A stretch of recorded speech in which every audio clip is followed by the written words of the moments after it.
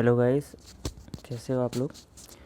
आज हम पढ़ेंगे रिप्रोडक्शन इन एनिमल्स यानी कि प्राणियों में प्रजनन। तो आज इस चैप्टर में हम पढ़ेंगे कि जो हम जैसे ह्यूमन बींग्स होते हैं और जैसे और प्राणी होते हैं वो लोग किस तरह से प्रजनन करते हैं यानी कि रिप्रोडक्शन कैसे करते हैं।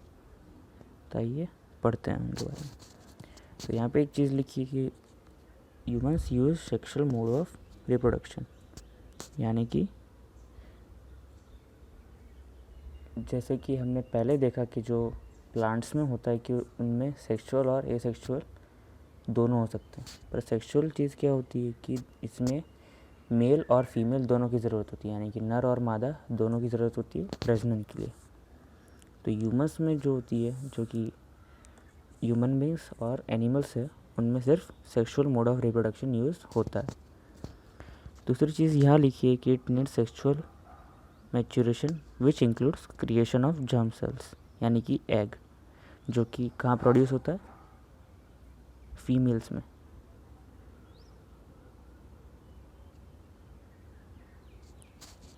आगे हम पढ़ेंगे स्पर्म्स इन द मेल, यानी कि जो मेल होता है उसमें स्पर्म प्रोड्यूस होता है।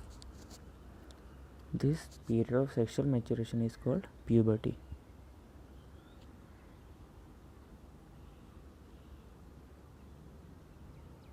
तो प्यूबर्टी क्या चीज़ होती है कि जब आपको हेयर ग्रोथ दिखने शुरू हो जाए, यानी कि जब लड़कों की मूछें और वो सब चीज़ें आने लगती है, तब हम कहते हैं उसे प्यूबर्टी। जो कि बॉयज़ में एज होती है 14 से 13 ईयर्स के बीच में आ जाती है प्यूबर्टी, और गर्ल्स में प्यूबर्टी की एज होती है 12 ईयर्स। आगे हम पढ़ेंगे रिप्रोडक्टिव सिस्टम इन मेल, यानी कि मेल के अंदर रिप्रोडक्टिव सिस्टम कैसी होती है। तो इनमें क्या क्या चीज़ें होती है। तो एक पेयर ऑफ टेस्टिस होती है, यानी कि 2 टेस्टिस होती है।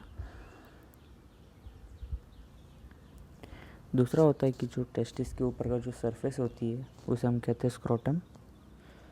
दूसरी कि जो लाइंस जा रही है जिसे हम कहते हैं मेल डक्ट्स कहते हैं, इसे के बारे में हम आगे पढ़ेंगे, जिसे हम डक्टस डेफरेंस भी कहते हैं।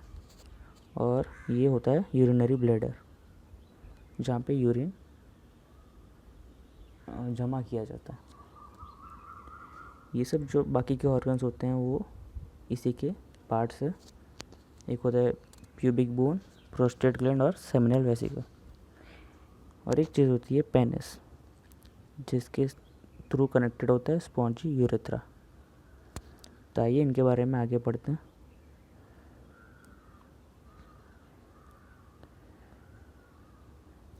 तो इनमें कौन सी चीज़ें होती है देखते हैं। The formation of male germ cells sperms takes place in testis, यानी कि जो स्पर्म्स प्रोड्यूस होते हैं वो सिर्फ मेल में होते हैं। तो वो कहाँ होते हैं, तो वो होते हैं टेस्टिस में, जो कि मेल रिप्रोडक्टिव ऑर्गन है। दूसरा कि टेस्टिस रिलीज है मेल सेक्स हार्मोन, यानी कि टेस्टिस जो होती है वो एक सेक्स हार्मोन प्रोड्यूस करता है, जिसे हम कहते हैं टेस्टोस्टेरोन। उसका फंक्शन क्या चीज़ होती है कि वो स्पर्म प्रोड्यूस करता है एक तो, और दूसरी चीज़ कि जब प्यूबर्टी आती है तो जो भी आपके अंदर चेंजेस आ रहे हैं वो सब टेस्टोस्टेरोन के कारण आते हैं। यहाँ पे वही चीज़ लिखी गई है, bring about changes in appearance seen in boys at the time of puberty. आगे हम पढ़ेंगे इनके बारे में और सी चीज़ें। तो आपको ये कभी जानने को नहीं मिला होगा कि टेस्टिस शरीर के बाहर क्यों होती है।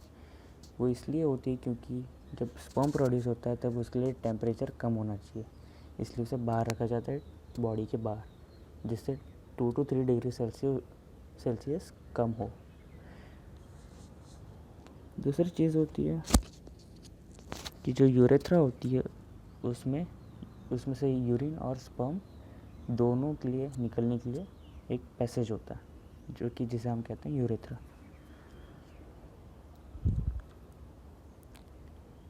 आगे हम पढ़ेंगे तो ये जब जो जेनिटल जो होता है, यानी कि जो मेल रिप्रोडक्टिव सिस्टम है उसके थ्रू स्पर्म्स जाते हैं फीमेल रिप्रोडक्टिव सिस्टम में। तो वो जो पैसेज जिसके थ्रू स्पर्म्स जाते हैं उसे हम कहते हैं पेनिस, जिसके अंदर होता है उसका एक पार्ट यूरेथ्रा।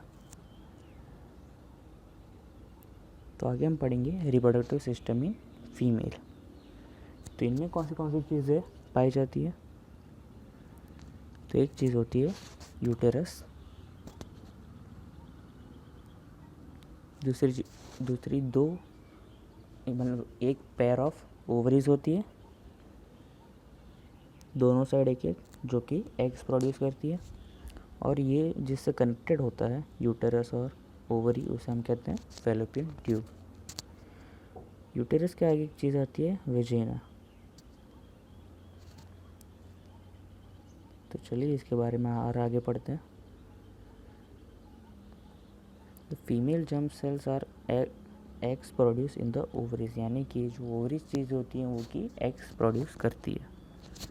जैसे कि मेल में हमने देखा कि टेस्टिस में स्पर्म्स प्रोड्यूस होते हैं, वैसे फीमेल रिप्रोडक्टिव सिस्टम में ओवरीज में एग्स प्रोड्यूस होते हैं। आगे हम पढ़ेंगे the fertilized egg also called zygote, यानी कि जो एग ओवरीज के थ्रू यानी कि फैलोपियन ट्यूब के थ्रू यूटेरस में आता है उसे हम कहते हैं फर्टिलाइज्ड एग, और उसे जाइगोट के नाम से भी जाना जाता है। यहाँ पे वही लिखा है कि gets implanted in the lining of uterus, यानी कि यूटेरस में वो आ जाता है। तो ये फर्टिलाइज्ड एग फिर स्पर्म के साथ जॉइन होता है। अब आगे जो चीज़ लिखी है कि अगर ये जाइगोट नहीं बना, यानी कि ये एग फर्टिलाइज नहीं हुआ, यानी कि जैसे स्पर्म एग के पास नहीं पहुंच पाया, तो क्या होगा? तो उस दौरान उसे एक नाम दिया गया है मेंस्ट्रुएशन, यानी कि जब वो एग फर्टिलाइज नहीं होता उसे बॉडी के वेजिना के थ्रू बाहर निकाल दिया जाता है, जिसे हम कहते हैं मेंस्ट्रुएशन। और ये हर महीने होता है, यानी कि हर महीने एग्स प्रोड्यूस होते हैं, और अगर वो फर्टिलाइज नहीं होते तो आपकी बॉडी के बाहर निकाल दिए जाते हैं थ्रू वेजिना। और जो ब्लीडिंग जो चीज़ होती है वो क्यों होती है कि जब एग्स फर्टिलाइज होते हैं तब उसे यूटेरस में डाल दिया जाता है, और जो यूटेरस होती है उनकी लाइनिंग रिच ब्लड से बनी होती है, यानी कि खून की सतह से बनी होती है। इसलिए जब वो एग अंडाशय जिसे हम कहते हैं, जबकि वो फर्टिलाइज नहीं होती, जाइगोट नहीं बन जाती, तो वो खून के साथ निकल जाती है बाहर। इसे हम कहते हैं मेंस्ट्रुएशन, और ये हर 28 डेज में रिपीट होती है। आगे हम पढ़ेंगे रिप्रोडक्टिव हेल्थ के बारे में।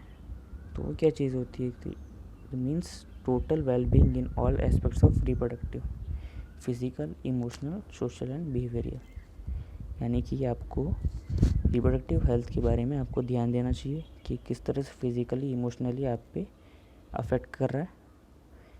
आपकी रिप्रोडक्टिव हेल्थ अच्छी होनी चाहिए। अब एक यहाँ पे एक कॉन्सेप्ट के बारे में हम जानेंगे जो कि है कॉन्ट्रासेप्शन। इसको किस तरह से डिफाइन किया जाता है कि टू अवॉइड द प्रेगनेंसी, यानी कि हमें उस जो ओवरीज में से एग निकलती है फीमेल रिप्रोडक्टिव सिस्टम में, अगर उसको हमें फर्टिलाइज नहीं होने देना है तो उसके क्या क्या तरीके हैं, तो उसे हम कहते हैं कॉन्ट्रासेप्शन। और ये किन किन चीज़ों से अचीव हो सकता है वो हम अब जानेंगे। तो पहली चीज़ जो आती है वो होती है फिज़िकल बैरियर, यानी कि हम स्पर्म्स को एग्स तक नहीं पहुंचने देना सकते। उसके लिए हम क्या कर सकते हैं? तो बैरियर लगा सकते हैं। तो बैरियर किस फॉर्म में हो सकती है? तो एक चीज़ होती है कॉन्डम्स की, डायफ्राम और सर्विकल कैप्स के फॉर्म में हो सकता है। दूसरी जो चीज़ होती है जो कि होती है सर्जिकल मेथड, यानी कि सर्जिकल मेथड में क्या चीज़ होती है कि जो मेल रिप्रोडक्टिव सिस्टम, जिसमें आपने देखा कि जो मेल डक्ट्स होते हैं जिससे टेस्टिस और पेनिस जॉइन होते हैं, उनके बीच में रास्ता काट दिया जाता है, यानी कि स्पर्म्स पेनिस के थ्रू निकल ही ना सकें, जिससे एग्स तक वो पहुंच भी ना सके और उन्हें फर्टिलाइज ना करे। तो ये एक चीज़ होती है जो कि है सर्जिकल मेथड। और ये सिमिलर फीमेल्स में भी हो सकती है, जैसे कि फीमेल रिप्रोडक्टिव सिस्टम में आपने देखा कि जो ओवरीज और यूटेरस है हम उसको जॉइन करते हैं फैलोपियन ट्यूब से। वो फैलोपियन ट्यूब को काट दिया जाता है सर्जिकल मेथड से, और इसके कारण एग्स यूटेरस तक पहुंच ही नहीं पाते और स्पर्म्स भी एग्स के साथ मिलके फर्टिलाइज नहीं कर सकते। तो एक चीज़ हो गई सर्जिकल मेथड। दूसरी चीज़ आती है केमिकल मेथड, यानी कि आप कोई पिल्स या दवाई ले सकते हैं जिसके कारण स्पर्म्स या एग्स प्रोड्यूस ही ना हो ओवरीज या टेस्टिस में। दूसरी जो चीज़ होती है IUCD, जिसमें एक चीज़ आती है कॉपर्टी या लूप। तो ये किन तरह की चीज़ें होती है, जैसे कि हम फीमेल रिप्रोडक्टिव सिस्टम या तो मेल रिप्रोडक्टिव सिस्टम में ऐसी चीज़ें फिट कर देते हैं जिसके कारण एग्स और स्पर्म्स मिल ही ना पाए। तो कॉपर्टी एक चीज़ होती है जो कि वेजाइना में फिट किया जाता है जिसके कारण स्पर्म्स एग्स तक ना पहुंच पाए या तो एग्स यूटेरस तक ना पहुंच पाए। तो ये चीज़ होती है कॉन्ट्रासेप्शंस में आती है।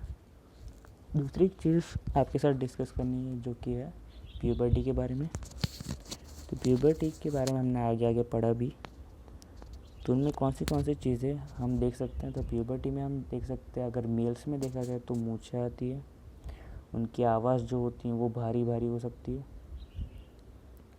दूसरा जो फीमेल्स में होता है कि उनके ब्रेस्ट साइज बड़े हो सकते हैं, उन्हें भी मूछें आती है, दैट्स अ नेचुरल थिंग। तो ये चैप्टर यहीं पे ख़त्म हो जाता है। अगर आपको किसी तरह का डाउट्स है तो आप मुझे व्हाट्सएप कर सकते हो, या तो अगर कोई स्पेसिफिक टॉपिक आपको समझ नहीं आया हो तो भी मैं आपको बता सकता हूँ। तो ये जो चीज़ें होती हैं जैसे कि मैंने अभी डिस्कस की, जो थोड़ी चीज़ें याद रखने लायक है, जैसे कि जो टेस्टिस होती है वो स्पर्म प्रोड्यूस करती है, और टेस्टिस में और क्या पाया जाता है, टेस्टोस्टेरोन, जो कि स्पर्म प्रोड्यूस के लिए काम आता है, और प्यूबर्टी में जो चेंजेस आते हैं वो भी टेस्टोस्टेरोन के कारण होते हैं।